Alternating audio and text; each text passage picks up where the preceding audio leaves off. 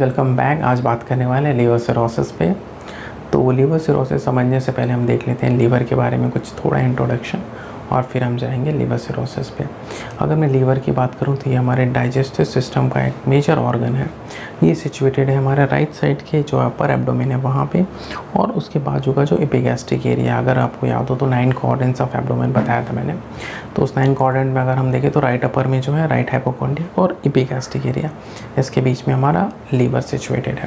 इस लीवर को basically 2 part में डिवाइड किया गया है मेजरली। राइट साइड में जो है राइट लोब, लेफ्ट साइड में जो है वो लेफ्ट लोब। ये पूरा एक स्ट्रक्चर है, बीच से एक वेन पास होती है, इसलिए वेन के इस तरफ वाले को राइट हिस्सा और उस तरफ वाले को लेफ्ट हिस्सा, ऐसे राइट लोब लेफ्ट लोब ऐसे डिवाइड किया गया है।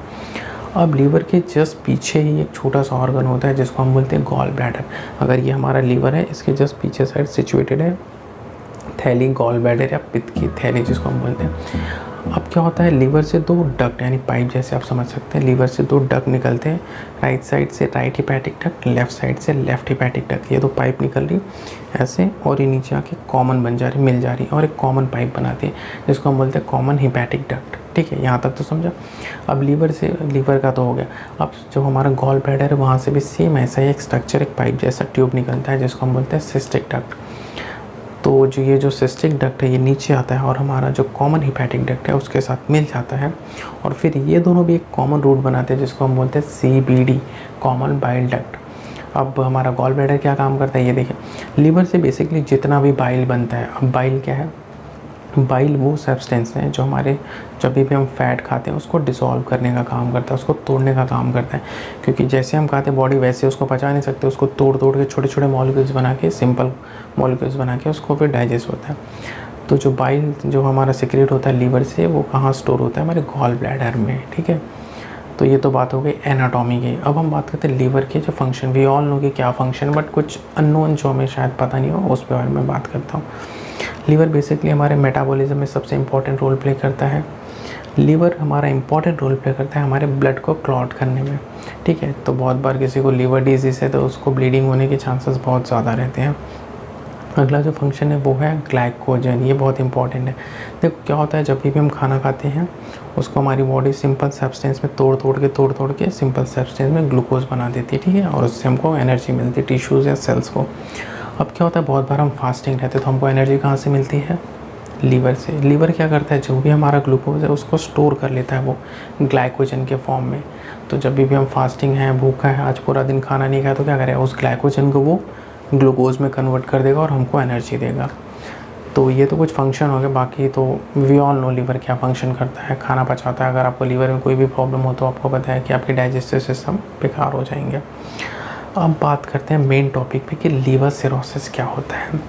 तो सबसे पहले हम देखते हैं कि सिरोसिस का मतलब क्या है। देखो, सिरोसिस एक ऐसी स्टेज है, इरिवर्सिबल स्टेज है, मतलब उस स्टेज को आप पीछे वापस से नॉर्मल में नहीं ला सकते। तो सिरोसिस मतलब किसी भी जगह पे फाइब्रोसिस हो जाना, स्कार फॉर्मेशन हो जाना। स्कार हम सबको पता है, अगर हमें कभी लग जाता है तो वहाँ पे बॉडी खुद से हील करती है और एक मार्क छोड़ देती है जिसको हम स्कार बोलते हैं। तो सेम चीज़ लीवर के साथ भी हो रहा है, आगे देखेंगे कैसे हो रहा है। तो सेम चीज़ लीवर के साथ होता है। क्या होता है, जब भी हमारे लीवर के सेल्स बहुत डैमेज होते हैं, काफ़ी लंबे टाइम तक डैमेज होते हैं, खुद से हील करते हैं। अच्छी बात है कि लीवर खुद से हील करता है, खुद से रीजनरेट होता है, लेकिन हर बार तो नहीं होगा। तो एक टाइम आता है जब वो उसके सेल्स वापस से रीजनरेट नहीं होते और वो स्कार बन जाते हैं। तो वही स्टेज हमारा है सिरोसिस का, मतलब वो इरिवर्सिबल स्टेज है। आप रिवर्स वापस से नहीं ले सकते, लॉन्ग स्टैंडिंग है, 1 या 2 दिन या 1 महीने में नहीं होगा, काफ़ी लंबे टाइम से चला आ रहा है। लीवर के सेल्स डैमेज हो रहे हैं, वापस से वो खुद से हील हो रहे हैं, डैमेज हो रहे हैं, हील हो रहे हैं, डैमेज हो रहे हैं, हील हो रहे हैं, और फिर एक ऐसे स्टेज में चले जाते हैं जहाँ से आप उसको वापस रिटर्न नॉर्मल नहीं ला सकते। वो होता है हमारा सिरोसिस ऑफ द लीवर आप बोलते हैं।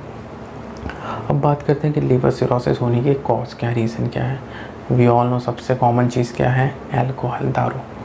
एक्सेस अल्कोहल, काफ़ी लंबे टाइम तक दारू ले रहे हैं, लीवर डैमेज हो रहा है, खुद से हील कर रहा है, लीवर डैमेज हो रहा है, हील कर रहा है, स्कार फॉर्मेशन हो रहा है। दूसरा जो चीज़ है वो है हमारा इन्फेक्शंस। अब इन्फेक्शंस में कैसे हेपेटाइटिस या जॉन्डिस होना, ऐसे में क्या होता है, हमारे लीवर्स के सेल डैमेज हो जाते हैं और वो एट द एंड रिकवर होंगे, डैमेज होंगे, रिकवर होंगे, स्कार फॉर्मेशन कर देंगे।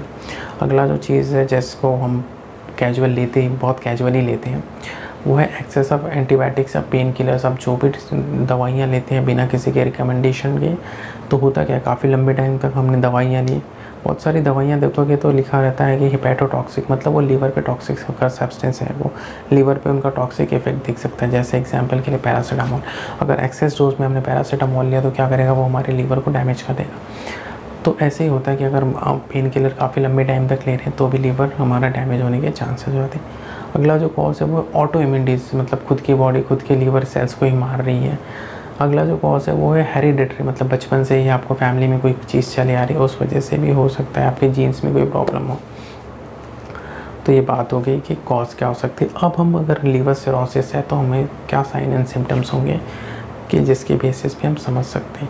देखो, लीवर सिरोसिस कोई 1-2 दिन या 1 महीने की चीज़ नहीं, इसको डेवलप होने में काफ़ी टाइम लगता है। तो इसके जो सिम्टम्स होंगे वो भी आपको धीरे धीरे कैजुअली देखने मिलेंगे। तो जो साइन एंड सिम्टम्स होगा वो क्या होगा, लीवर डिजीज़ मतलब आपका डाइजेस्टिव सिस्टम काम नहीं करेगा, वीकनेस हो जाएगी, आप खा नहीं पाओगे, एपेटाइट लो हो जाएगा, और क्या होगा, वॉमिटिंग, नौशिया, आपको ब्लीडिंग टेंडेंसी हो सकती है, एब्डोमेन डिस्टेंडेड हो सकता है, हमारे एब्डोमेन में पानी भर सकता है, पेट में पानी भर जाएगा, वहाँ पे इन्फेक्शन हो जाएगा जिसको हम बोलते हैं असाइटिस, पेट में पानी भर जाना। इसके अलावा क्या होगा, पैलर, हम पीले पड़ने लगेंगे, जॉन्डिस होने लगेगा, इम्यूनिटी लो हो जाएगी। तो ये सारी चीज़ें हमें धीरे धीरे डेवलप होने लगेंगी। हमारा सीरम बिलिरुबिन, जिसकी वजह से हम जॉन्डिस देखते हैं, वो डेवलप हो जाएगा। हमारा WBC काउंट बढ़ जाएगा, मतलब इन्फेक्शन हो जाएगा वहाँ पे, क्योंकि लीवर सिरोसिस मतलब सेल्स डेथ हो रहे हैं ना, तो इन्फेक्शन हो गया एक तरह का। तो हमारा WBC काउंट, ब्लड टेस्ट में CBC करेंगे तो वहाँ पे पता चल सकता है।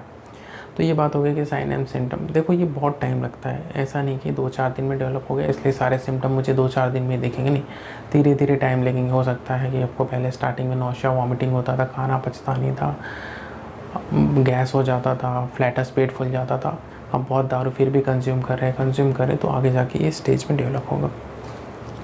अब हम बात करते हैं कि इसको डायग्नोस कैसे करें। देखो, डायग्नोसिस बहुत सिंपल है, LFT लीवर फंक्शन टेस्ट करा लेना है। उसमें हमारा सीरम बिलिरुबिन आता है। अब सीरम बिलिरुबिन क्या, बिलिरुबिन पता है ना क्या है, लीवर से सिक्रीट होने वाला एंजाइम, गॉल ब्लैडर में स्टोर होता है। तो सीरम बिलिरुबिन अप डाउन ऊपर ही बढ़ा रहेगा आपका। CBC में क्या, हमारा इन्फेक्शन दिखेगा। अगला जो टेस्ट है वो स्कैन में क्या करेंगे, सोनोग्राफी से चालू कर देंगे, सेटी एब्डोमेन। इन 2 चीज़ों में पूरी तरह से क्लियर हो जाएगा कि लीवर कौन से स्टेज पे है और सिरोसिस का क्या कंडीशन है, ठीक है। अब बात आती है कि ट्रीटमेंट। अब ये तो इरिवर्सिबल स्टेज है सर, तो कैसे ट्रीट करते हैं। देखो, इरिवर्सिबल स्टेज है इसलिए इसको ट्रीट करना काफ़ी मुश्किल है, आप इजीली नहीं ट्रीट कर सकते। तो जैसे जैसे जो भी सिम्टम्स डेवलप होते हैं उसको हम ट्रीट करते हैं। मैनेजेबल है, ये मैनेजेबल है, कंप्लीट क्योर मुश्किल है इसका, ठीक है। तो कोई आपको बोले क्योर। अगला जो ट्रीटमेंट की अगर बात करूँ तो वहाँ पे हम सुनते हैं कि लीवर ट्रांसप्लांट हुआ। अब वो क्या होता है, पूरा लीवर ट्रांसप्लांट करते हैं? जी नहीं, पूरा लीवर नहीं ट्रांसप्लांट करते, उस लीवर का एक लोब ट्रांसप्लांट करते हैं, ठीक है। राइट साइड या लेफ्ट साइड जो भी लोब है वो एक लोब ट्रांसप्लांट करते हैं, पूरा लीवर नहीं। क्योंकि हमें पता है लीवर खुद से रीजनरेट कर सकता है, खुद से वो बनने वाला ऑर्गन है, खुद से वो स्टेबल कर सकता है खुद को अगर वहाँ पे कोई बीमारी हो। तो एक लोब ला के देते हैं और उस लोब से वो पूरा लीवर बन जाता है। तो जो लीवर ट्रांसप्लांट है वो ऐसे काम करता है। तो आई होप आपको समझ गया होगा लीवर सिरोसिस क्या है। इन शॉर्ट ये एंड स्टेज है हमारे लीवर के सेल्स का। इसके बाद लीवर के जो सेल्स हैं वो रिवर्स या नॉर्मल कंडीशन में नहीं आ सकते, इसलिए ये मैनेजेबल है। यहाँ पे हमारे जो लीवर के सेल्स हैं वो डेथ हो चुके हैं ऑलमोस्ट, ठीक है। तो उसके हिसाब से हमारे साइन एंड सिम्टम धीरे धीरे डेवलप होते रहेंगे और उसको हम मैनेज कर सकते हैं। कंप्लीट क्योर करना काफ़ी मुश्किल है। आई होप आपको समझ गया होगा ये क्या था लीवर सिरोसिस।